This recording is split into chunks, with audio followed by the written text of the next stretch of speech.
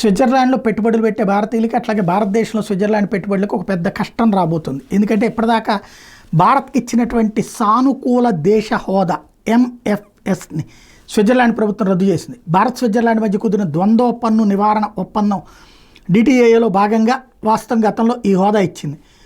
భారత్కి ఇచ్చిన అత్యంత సానుకూల దేశ హోదాని రద్దు చేస్తున్నట్టు ప్రకటించింది. దీనికి కారణం ఏం చెప్పిందంటే 2021లో నెస్లే కేసులో ఢిల్లీ హైకోర్టు ఆ కంపెనీకి సానుకూలంగా ఒక తీర్పు ఇచ్చింది. డిటిఏఏలోని ఎంఎఫ్ఎస్ క్లాజ్ని పరిగణలోకి తీసుకుని పన్ను రేట్లు వర్తిస్తాయని తేల్చింది. అయితే 2023 అక్టోబర్ 19న సుప్రీంకోర్టు ఆ తీర్పుని మార్చింది. ఆదాయ పన్ను చట్టం సెక్షన్ 90 ప్రకారం నోటిఫికేషన్ లేకుండా ఎంఎఫ్ఎన్ క్లాజ్ని నేరుగా అమలు చేయమని తీర్పు ఇచ్చింది. ఈ తీర్పు నేపథ్యంలోని స్విట్జర్లాండ్ తాజా నిర్ణయం తీసుకుంది. తాజా పరిణామం మూలంగా భారత్లో స్విస్ పెట్టుబడుల మీద ప్రభావం పడుతుంది. ఆ దేశంలో కార్యకలాపాలు నిర్వహిస్తున్న భారతీయ కంపెనీల మీద అధిక పన్ను భారం పడుతుందట. 2025 జనవరి 1 నుంచి ఆ దేశంలో భారత కంపెనీలు ఆర్జించే డివిడెండ్ల మీద 10% పన్నును విధించబోతున్నారట ఇకపైన.